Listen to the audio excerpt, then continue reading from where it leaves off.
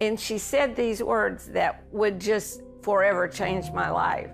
She said, "You will live and not die."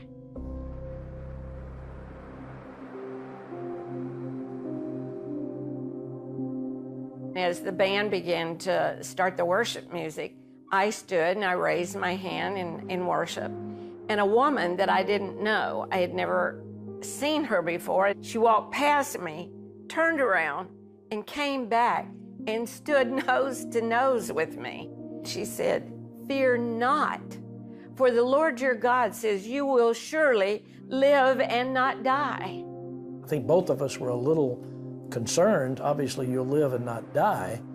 It kind of tells you something is going to happen soon. So both of us were quite concerned and just kind of, okay, what's going to happen next?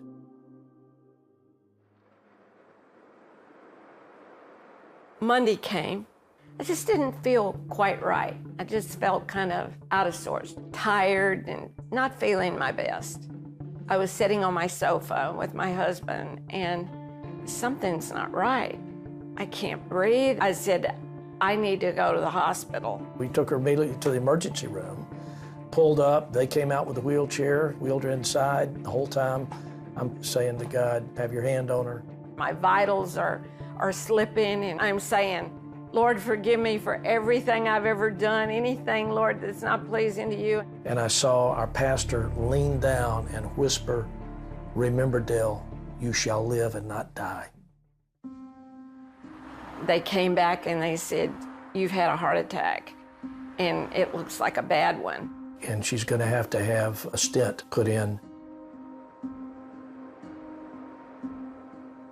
They did the stent and the cardiologist said, "You should be dead right now." 90% of the people who have the kind of heart attack you've had don't even make it to the hospital, or they die in their sleep at night. The heart attack was so bad that it severely damaged my heart. My heart was functioning at only about 20%. They were so worried that I could have another heart event that they fitted me with a life vest. It's actually a defibrillator that they strap around you with all kind of monitoring devices on it. Coming back to the house was tough. The only way to get her around was in a wheelchair. I had to pretty much just kind of take over whatever was needed. He would not leave my side. And when we got home, every night, he served me communion and prayed. I couldn't breathe. I couldn't bend over. I couldn't do anything. All I could do is just get up and go to the bathroom and go back and lay right back down because I was terribly, terribly, terribly weak. With the amount of damage that I had in my heart, they told me, "You need to get used to this life because your life as you have known it is never going to be the same."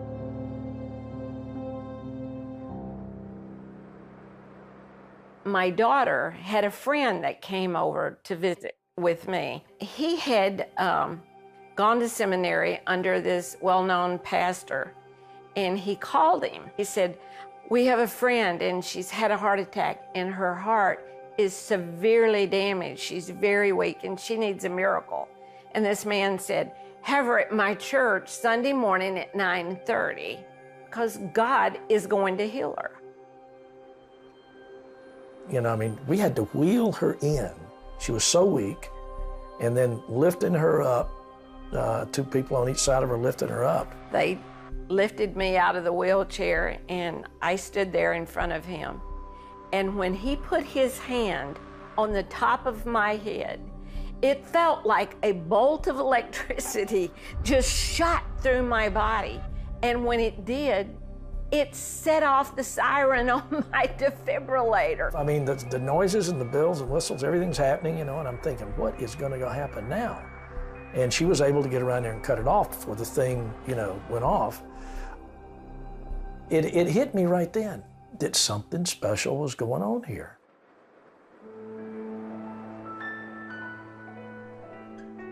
The very next day, I had a preset appointment for a follow-up with my cardiologist.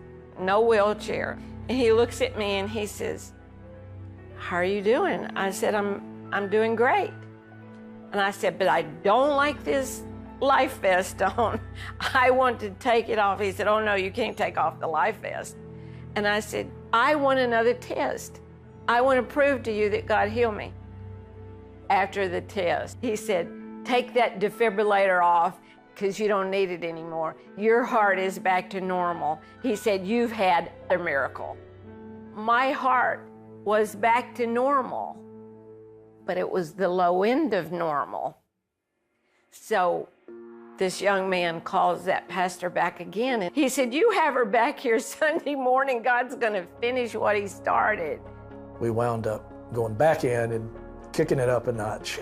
He touched her, and I could tell God healed her.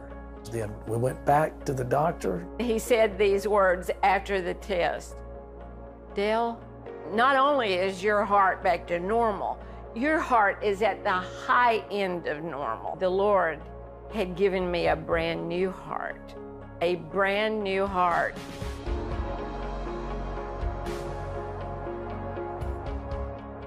I feel better now than I did 20 years ago.